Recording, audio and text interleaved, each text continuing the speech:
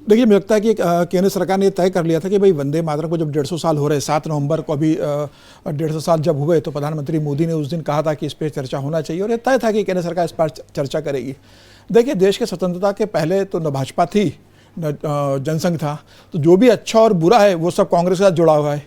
अब भारतीय जनता पार्टी उस समय का जो भी बुरा होगा वो उठाएगी। ये तो कांग्रेस की ड्यूटी है ना कि उस समय जो भी अच्छा रहा है वो उस पक्ष को रखे।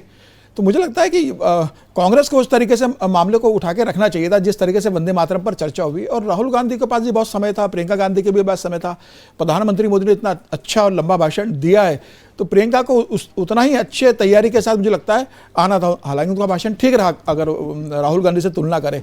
मुझे लगता है तथ्यों के साथ वो ज़्यादा आती तो और बेहतर जवाब वो दे सकती थी इस पूरे मामलों को लेकर। देखिए, वंदे मातरम को लेकर 1875 में बंकिम चंद्र ने उसको लिखा, 1892 में वो आनंद मठ में आया, उसके बाद वो तमाम जगह मतलब क्रांतिकारियों के बीच में वो देशभक्त का एक गाना बनाया। लेकिन जब बंगाल का विभाजन हुआ और जब 1906 में मुस्लिम लीग बनी, उसके बाद मुसलमानों के एक वर्ग ने इसको हिंदुओं से जोड़ना शुरू कर दिया। चूंकि आनंद मठ में एक हिंदू सन्यासी ने इसे गाया है, तो इसे हिंदुओं का गान बताकर मुसलमानों ने इसे दूरी बनाना शुरू कर दी 1906 में मुस्लिम लीग बनने के बाद।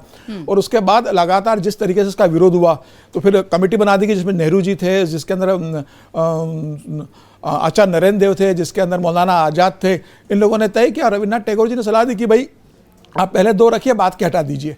तो जब 1896 में जब कांग्रेस का अधिवेशन हुआ था, तो उसमें तो रविन्द्रनाथ टैगोर ने ही इसको गाया था। तो मुझे लग रहा है कि जब ये इतना पूरा मामला हुआ और जब मुसलमानों ने इसको विरोध किया, तो उस समय परिस्थिति ऐसी रही होगी कि भाई नहीं चाहते होंगे कि भाई मुसलमान और हिंदू अलग अलग दिखे। अभी देश की स्वतंत्रता की लड़ाई लड़ना है, आपस में विवाद ना हो, आपस में मिलकर पहले देश की लड़ाई लड़े स्वतंत्रता की। तो उस समय सरकार ने तय किया होगा कि मतलब उस समय कांग्रेस ने तय किया होगा कि भाई इसे अभी विड्रॉ करते, किसी तरह का विवाद ना हो।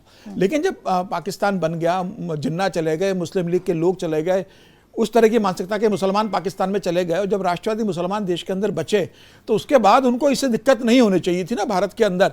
और मुझे लगता है कि उसके बाद तो सरकार बन गई थी, तो जवाहरलाल नेहरू ये उसके बाद ये कर सकते थे, जवाहरलाल नेहरू कर सकते थे या कांग्रेस कर सकती थी कि भाई उस समय राजनीतिक परिस्थिति ऐसी थी कि हम ये नहीं कर सकते थे। आज हम स्वतंत्र हो गए, आज सरकार है हमारी, तो हम इसको वापस। और जब राजेंद्र प्रसाद राष्ट्रपति बने, तो उन्होंने कहा कि भाई जिस तरीके से राष्ट्रगान को आपने संविधान में 51A में सम्मान शामिल करके सम्मान दिया है, वैसे ही आप राष्ट्रगीत को दीजिए। तो वो शामिल नहीं किया गया उसके बाद। तो उसके बाद से तमाम तरह के आरोप लगता है। प्रधानमंत्री मोदी ने कहा कि भाई जब 1975 में जब 100 साल हुए वंदे मातरम को, तो उस समय उसको लेकर चर्चा होनी चाहिए थी। लेकिन चूंकि उस समय देश में आपातकाल लगा था इंदिरा गांधी का, तो उस पर चर्चा नहीं हो सकती थी। तो आज हम 150 साल पे इसकी चर्चा करा रहे हैं। तो प्रधानमंत्री मोदी ने तमाम उसके तथ्य रखे। लेकिन मुझे लगता है कि उस बात को अगर कांग्रेस चाहती तो ज़्यादा बेहतर तरीके से उसको सदन के अंदर उठा सकती थी। अब इस सरकार के ऊपर है कि अब तो केंद्र की पूर्ण बहुमत की सरकार है, तो मुझे लगता है कि अब केंद्र सरकार को लगता है कि भाई वंदे मातरम के साथ न्याय नहीं हुआ है, तो वो संविधान संशोधन करे और उसे संविधान के अंदर वही सम्मान जो राष्ट्रगान को है, और पूरा सदन का समर्थन मांगे। और उस समय अगर कोई विपक्ष विरोध करता है, तो ये बात आएगी कि भाई आज भी उसके समर्थन में नहीं है। तो अभी वंदे मातरम का इशू अब खत्म हो गया। लेकिन अब मुझे लगता है कि राहुल गांधी को जो भाषण का स्पेस मिला था, राहुल गांधी विपक्ष के नेता है, उनके पास समय का बंधन नहीं है। वो अगर चाहते पार्लियामेंट में तो बहुत लंबे समय तक बोल सकते थे। और जब आप जिस चुनाव सुधार पर आप बात कर रहे हो, जिस SIR पे आप बिहार के अंदर रैली कर देते हो, तमाम तरह के पत्रकार वार्ता लेके आप चुनाव आयोग पे आरोप लगाते हो और बताते हो कि वोट चोरी देश में कैसे हो रही है, आपका सबसे बड़ा ये मुद्दा था। तो जब इस पर जब चर्चा हो रही है, तो आप तथ्यों के साथ, तर्कों के साथ आते और तमाम बात रखते।